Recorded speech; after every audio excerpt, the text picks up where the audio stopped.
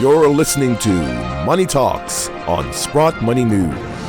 Hello and welcome to Money Talks here on Sprott Money News. I'm your host, Jeff Rutherford, and this being the inaugural interview for this show, I thought it would be fitting to invite none other than our chairman to this discussion, Mr. Eric Sprott. Eric, thank you for joining us today, sir. Hey, Jeff, always my pleasure. Likewise, joining Eric today is our good friend, the publisher and founder of the Trends Journal, one of my most favorite people to speak to, Mr. Gerald Celente. Gerald, thank you so much for joining us today. Oh, thank you, and thank you for the kind words. Excellent. So I think we're going to have a wonderful discussion. I mean, gentlemen, what I like to do is just have an open discussion as far as numerous topics within the field of the economy, possibly some geopolitics as well, too. So that being said, let's get started. Firstly, let's take a look at what's happening as far as global markets. So, what is your read on the swings in global markets? Where is this heading? Eric, let's have you go first. What are your thoughts on this, sir? Well, I mean, it's a great question because we see such abnormal things here happening here. You know, in the stock market, we had the August swoon, and we end up now in October with a huge rally. We see currencies flying all over the place. Commodities that are, to a great extent hitting downtrend lows here. I sort of put it all down to there's this currency war going on where everyone would like their currency to be the lowest currency in the world to get advantage against someone else. And of course, the reason I think that that's heightened today is because in a way there is no recovery. There's no recovery in Japan with their whatever number of years, is it 25 odd years of printing money and fiscal stimulus. We've had the same thing happen since '08 in the U.S. with all the various quantitative easings and zero interest rate policies and so on. And Europe has its issues, and I've always been a great believer when that weakness begets weakness unless somebody can do something about it. And when you run out of arrows, when you don't have a fiscal arrow because you're already running a huge deficit, and you don't have a monetary arrow because rates are at zero, there aren't many things left to do. And, of course, one of those things you can do is you can depreciate your currency and perhaps benefit your country by being more competitive on a world basis. So a lot of what we see in all the markets is this back and forth, that it's good, that it's bad, the Fed's going to help, the Fed's not going to help, and the central bank's going to help. And, of course, I always have believed that this long policy we've had, the central banks interfering, is obviously not gaining any traction. We see evidence of it all the time, and yet, the Main Street economists always want to believe that, the economy is going to grow strongly this year. Every year we start at 3.5%, we end up at 1.5% or less. They're probably telling us that 16 is going to be a great year. I would have no idea why, by the way, but it's just part of their makeup that they got to be optimistic about things, even though all the facts around us are proving otherwise. So that would be my answer, that it's just this battle between countries as to, who can survive in this shrinking pile of economic reality. So, Jared, what's your take on this? What are your thoughts in terms of the swings that we're seeing in global markets right now? Well, when you look at the facts of the markets, and Eric went through a number of them, let's start with the commodities market. What are we looking now at? The Bloomberg Index bringing commodity levels on average down to 1999 levels? And the reason is, of course, that the Europeans and the Americans aren't buying things, the Chinese aren't making them. And if the Chinese aren't making them, all these resource-rich countries, they're not selling their resources to China, as China's slowing down as well. So you have a commodity drop-off. And remember, let's go back about a year and a half ago when oil prices began to fall in June of 2014. Well, it's those Saudis, they want to punish the Russians because of what was going on in Ukraine, and they're doing a deal with the Americans. That was the first hype that came out. And the reason the oil prices are going down is demand is going down, and there's oversupply. This is a simple supply and demand issue. There's too much product and not enough demand. Now, why isn't there enough demand? It goes back again regarding the Feds pumping and all the central banks pumping all of this cheap money in there. So who is it benefiting? Well, it's benefiting the 0.01%. and there's 0.01%, you're looking at 85 people in the world that have more money than 3.5 billion. I'm not making that number up. In the United States, you have 400 people worth 2.5 trillion. So that's why there's a lack of demand, because people don't have the money to buy the stuff, because the way they're rigging the markets, all the wealth is concentrated in the hands of a very few that we've never seen in the history of the world, part one or part two. Now on to the currency wars. They could devalue their currencies all they want. If people don't have money to buy the product, Ghana's not going to be selling their natural resources, or Angola, or Niger, or Nigeria, or Chile, or anybody. So China could devalue their yuan, for example, and Japan could continue to devalue their yen, and we'll see again by the end of this week whether or not the Bank of Japan comes to the rescue once again with round 3 of Abenomics. It's Halloween time, why not? So they could devalue their currencies all they want. If there's no demand, it's not going to make any difference. Only a small difference. But they'll use it as a means for people to hate other people by throwing out these terms, currency wars. So obviously we've covered what's happened with the currency wars, and likewise, Eric and I have discussed at length in terms of the volatility within the Forex market as well too. But let's take a look at the stock markets now. So Gerald, the question for you firstly is, what will be the tipping point for stock markets as far as all of this that's happening right now in the global economy? It could be a wild card event. It could be, for example, what's going on in the Saudis bombing the Yemenis, the poorest country in the Middle East, and killing over, about 6,000 the number is now, destroying the place. And then you have about 4 million Yemenis working in the oil fields in Saudi Arabia. So can there be payback over there? Can there be look, go back to 9/11, Jeff, and look what happened. They closed down the stock markets. Mm-hmm. So if you have a false flag or a real terrorist strike, I believe it's not going to be a fundamental of the economy, because the economies are so rigged. It goes back again. Here we are going on zero interest rate policy since 2008. You have negative interest rate policies in countries in Europe, and now Draghi is throwing out the trial balloon of negative interest rates come the ECB meeting in December. So you're not going to have the fundamentals of the economy, because they don't count anymore in a rigged market.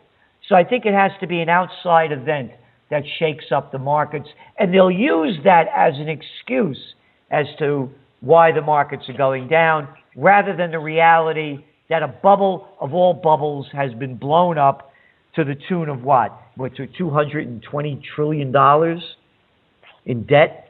So Eric, again, what are your thoughts in terms of the tipping point? What's going to happen as far as the stock market that we'll see this significant change? Well, I mean, I agree with Gerald that, there's no relationship between the fundamentals, the economy, and the stock market. The price earnings multiple keeps going up. All these earnings are kind of faded by buybacks and or changing tax rates or fudging this, that, or the other, not marking to market, etc. So I don't think it will be something in that vein. But I would guess, for example, if there was a major international bank that had a problem, if there was a country that had a problem that would cause some other countries to have this domino thing where everyone starts questioning the credibility of various countries, which happened in the Greece situation, right, where a lot of countries' bonds were going way up. That could happen. I would guess one other thing that can happen is if, there's a concerted effort on the part of holders of U.S. Treasury bonds to just keep unloading, and theoretically, the Fed's not buying. I mean, they are buying some, but they're theoretically not in the open market for new bonds and bills. But if the Chinese and the Russians and all the people in the Moody's have to sell, then you could see rates spike up, and you might have a spike in rates that, of course, would just shut the economy down, because we've lived on rates going lower all the time. And if rates ever went up because the market actually functioned, because there were essentially no buyers and there was really only one buyer left, that is the Fed. And it's a lot of bonds to buy every year for one institution nefariously. So I think of those things, whether it's geopolitical, some economic event in a major financial institution, not a major country, it'll be some peripheral country, but it'll cause a domino effect to happen. Those are the kind of things I would think might sort of shake everybody to their root.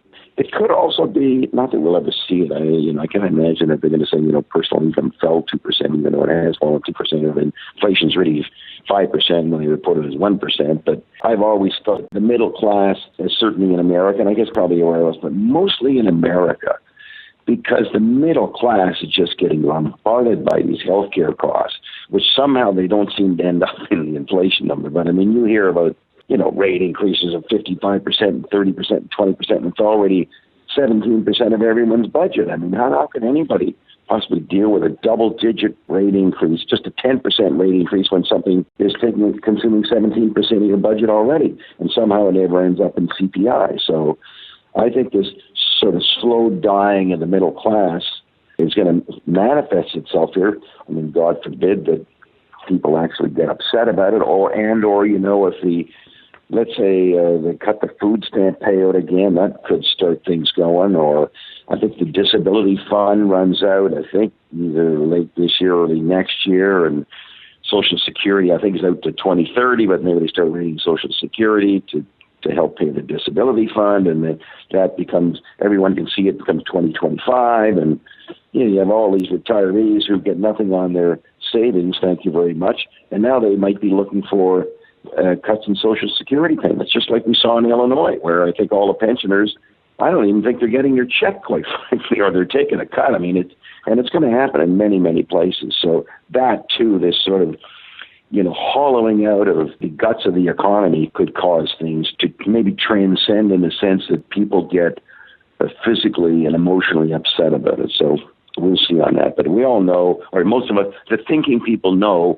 there's no recovery and it gets worse every day. I like to pick up on what Eric is saying. I agree with the other aspects of the possible what would bring down the markets.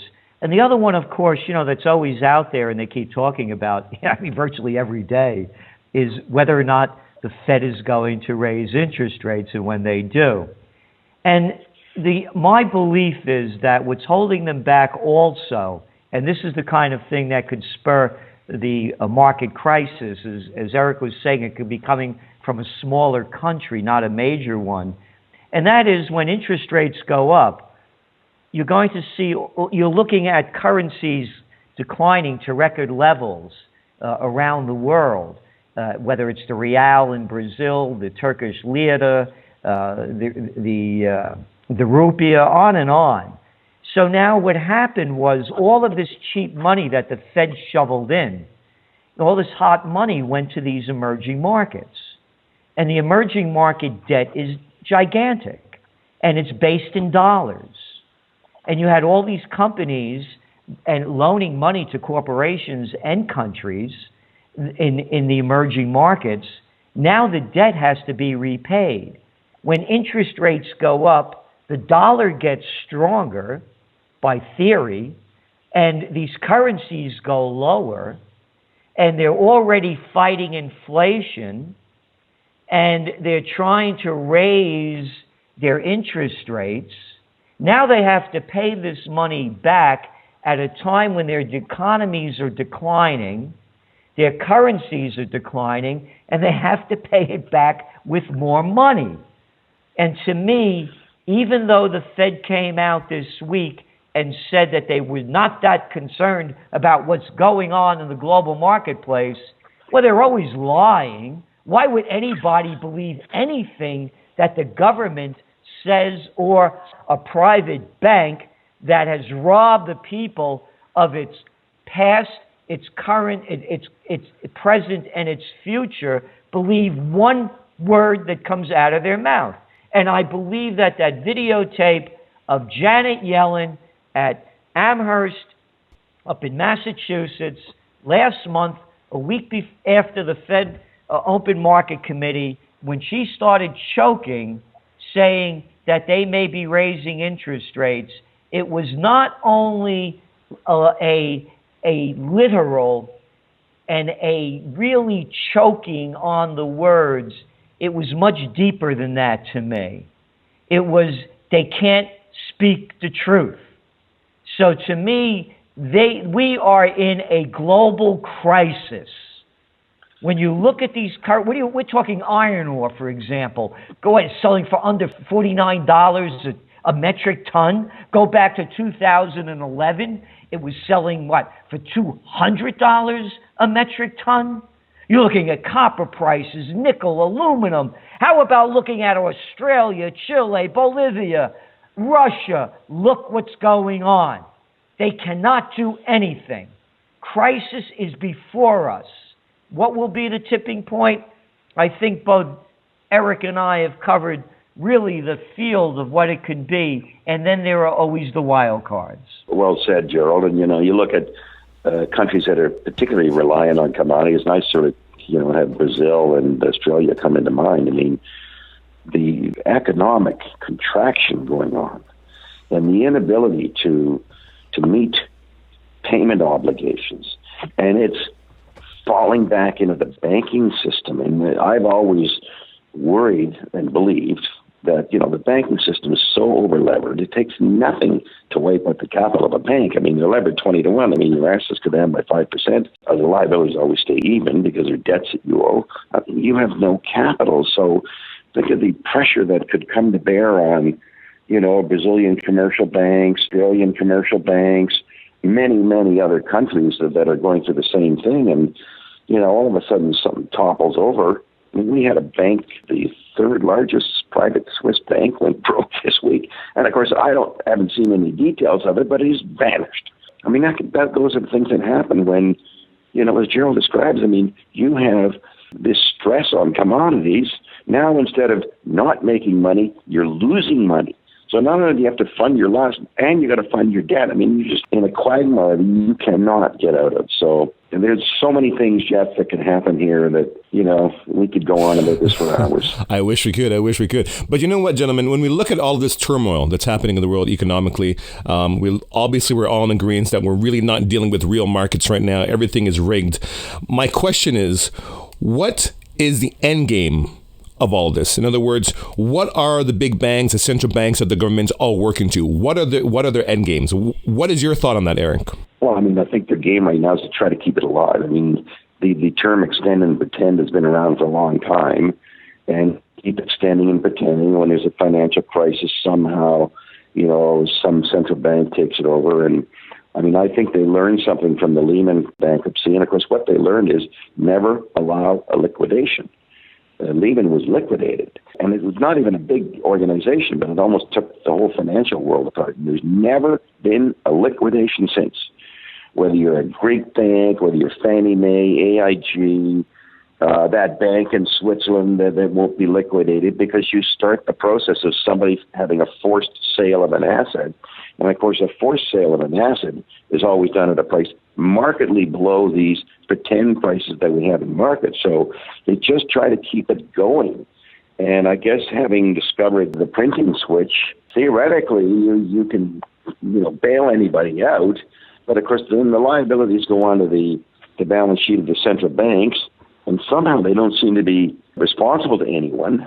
Maybe the Fed's balance sheet can go to $100 trillion, and no one will think anything, as long as someone keeps printing the money. Because unfortunately, the people in the market seem willing to fade the Fed here. As long as the Fed keeps it together, they'll play the game. Even though, a thinking person knows it ends someday, but more people are prepared to play the game while the music's still playing. And, we all know the music's going to end. It's just a question of when and what starts it. So, in that sense, Gerald, what are your thoughts on that as well, too, in terms of their end game in all of this? Well, again, I agree with Eric. And, they don't want it to end. They're just they're making stuff up as they're going along.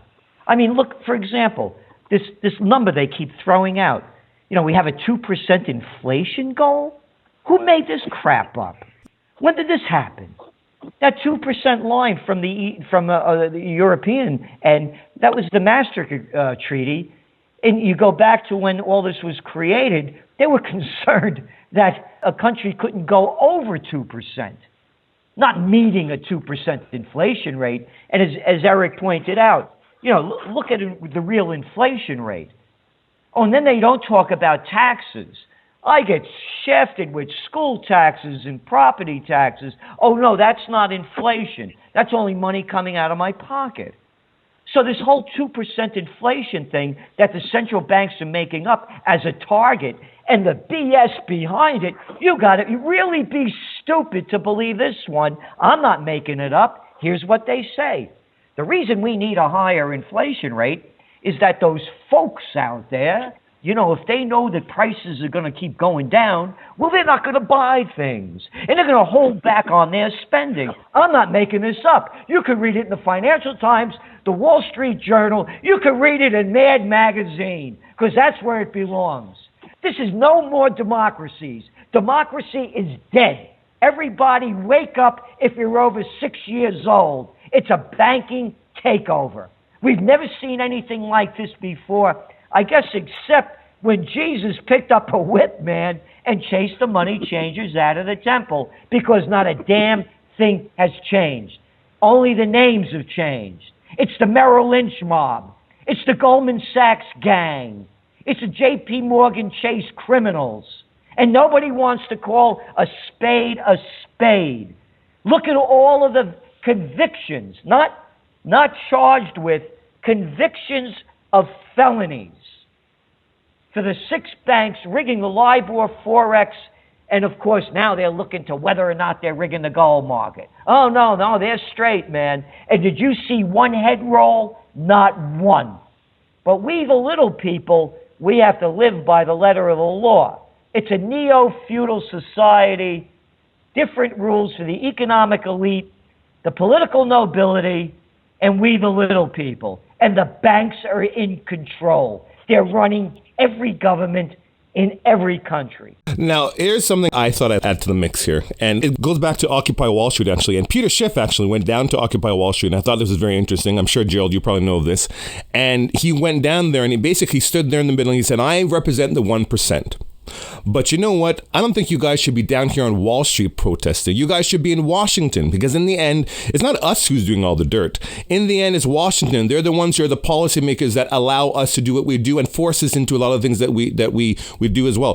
What are your thoughts in terms of that, gentlemen? Eric, let's start with you. What's your perspective on that? Well, I know Gerald is going to say it in a much more flowerful way than I'm going to say it. But, I mean, I happen to believe in sort of this military-industrial complex now, including healthcare, that kind of runs Congress, and we have a Trans-Pacific Partnership that nobody's read and nobody can see, and we've all voted to agree on it. I mean, it's just the most incredible thing that, all those members of Congress can sit there and vote on this thing, and none of the populace even knows anything about it. It's amazing to me what transpires in political circles that doesn't stand the test of credibility. And, I think most of us just give up on Congress. And, I mean, we do have, some people who are not in the political domain that are running, and they seem to be doing well.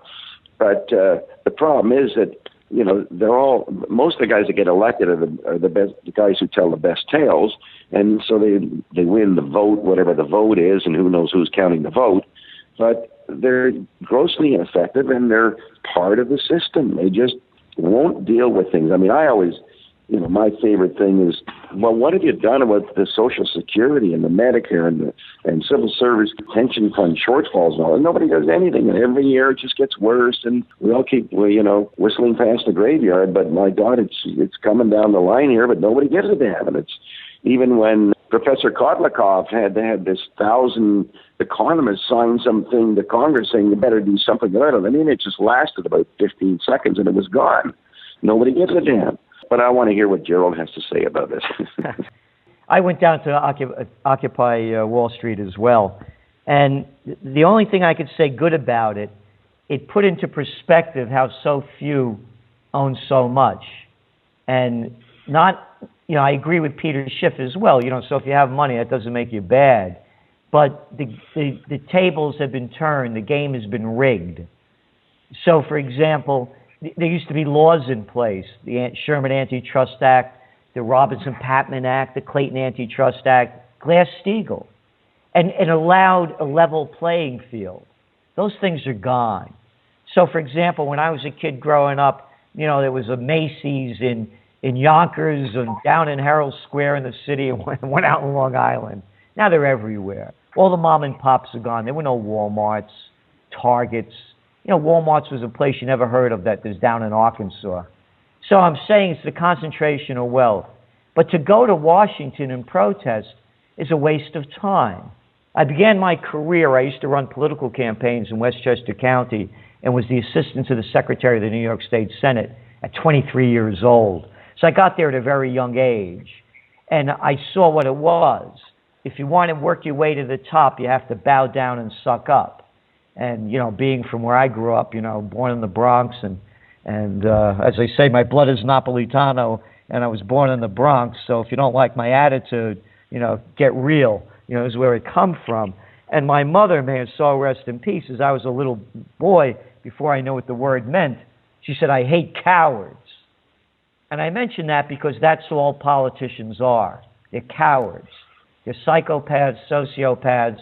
They're the people you hated in high school and college that wanted to be class president, head of the student council, the brown-nosers, suck-ups, the overly ambitious, and the insincere. So trying to change Congress is like trying to change the Bloods and the Crips. And I don't say that sarcastically. They're murderers and thieves. How much more of our money do they have to steal in the name of too big to fail, tax breaks, loan guarantees, and special deals for their buddies?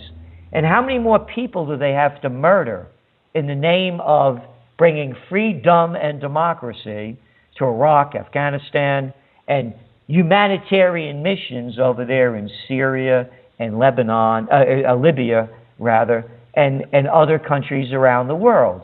So to go to Washington and protest, it's political, it's social masturbation, and it's not good to masturbate in public, so I wouldn't go to Washington. So sticking with the idea of Washington now, let's talk about the upcoming presidential candidacy or campaign, pardon me. So, Gerald, first, let's ask you, how do you assess the field of candidates in the presidential campaign in terms of addressing critical economic issues? What are your thoughts on that?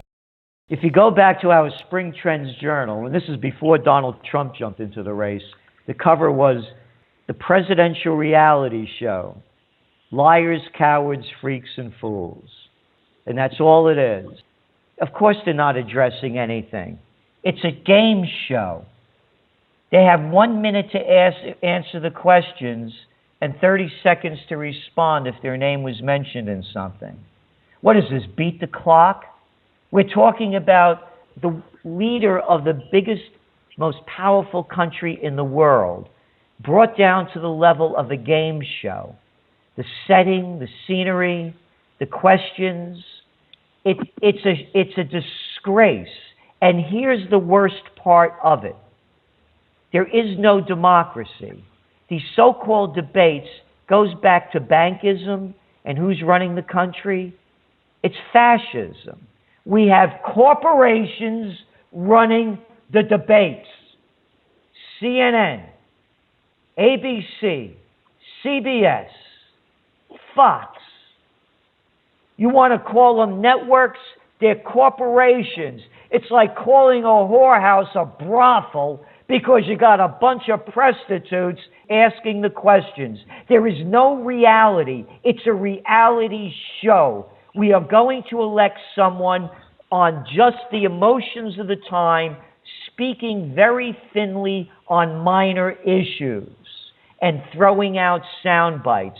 I also designed and instructed American politics and campaign technology and taught it at St. John's University. I know the game, and it's a low-life one, and everyone out there is playing it to get the votes and do what they have. And Eric said it, to paraphrase him, they're going to use the right language that the people want to hear.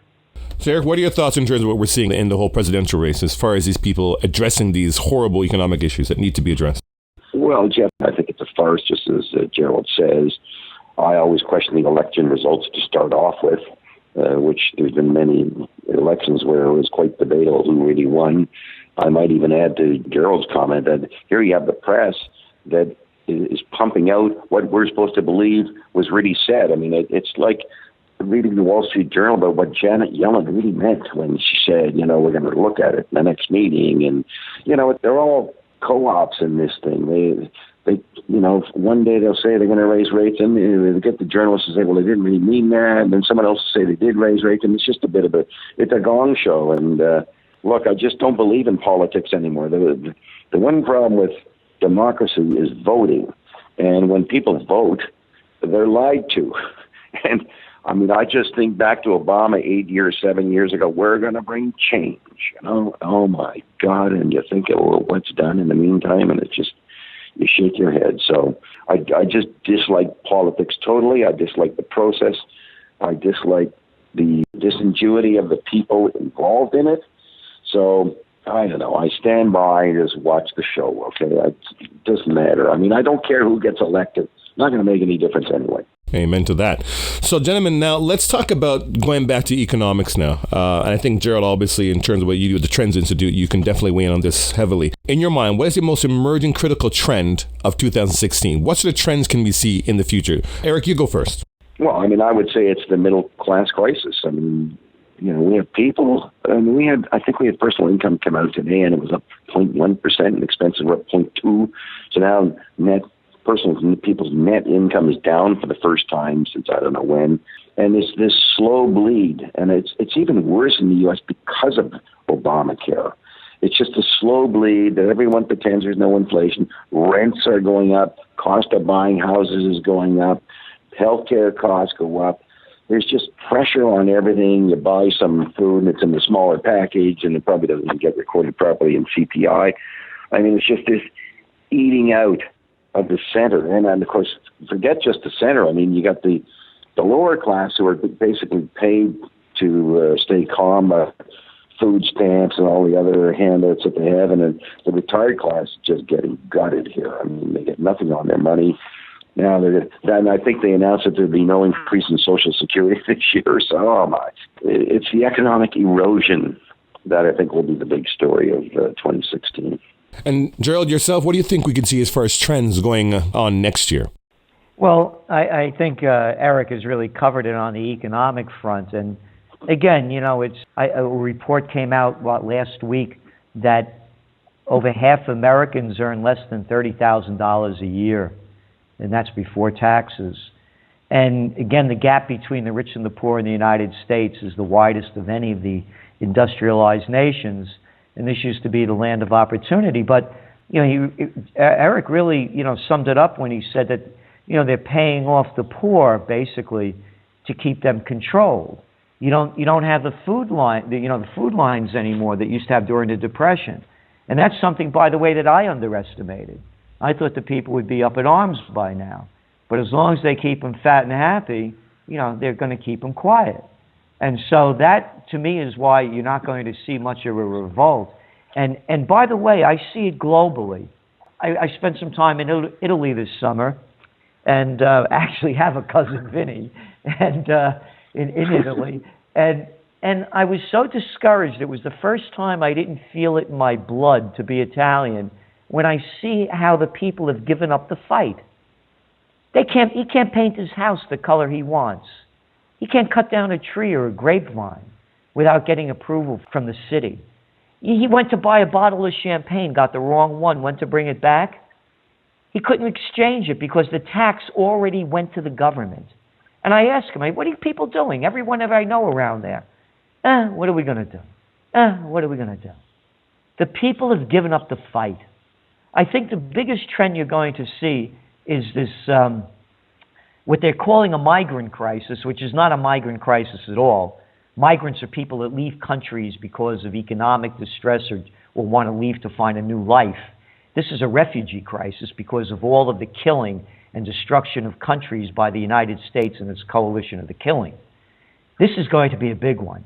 Just to put it into perspective, it took 100,000 years to 1900 to put 1.6 billion people on the planet. We now have, 7.3 billion since 1900? You're looking at a country like China where they have 1.3, 1.4 billion, what the whole world used to have in 1900. What I'm saying is these waves of refugees, add on to it now the declining economies of Ghana, of Venezuela, of Bolivia, of Colombia, of Chile, of Nigeria, of Niger, of Algeria. You're going to see waves and waves like the world has never seen before. I believe we are on what Eric talked about in the very beginning, currency wars. Play back the book. Look what they're doing now in the China Sea by the United States trying to intimidate the Chinese. This could be a page from World War II. It's the same language the Americans used against Japan. It's the Great Depression, first the crash of 29, the Great Depression, currency wars, trade wars, world war. I believe we are on the path of a world war. So I guess coming to the conclusion here, guys, I guess the question that remains here, particularly when we're looking at the current state of the global economy, are there measures that can bring us out of the slow growth era in the global economy? Gerald, what are your thoughts on that firstly? Yes. And I would, again, go back to when things worked better.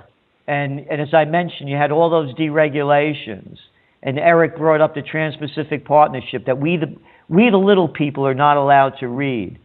These trade agreements are only making the multinationals bigger. So go back to when things worked better.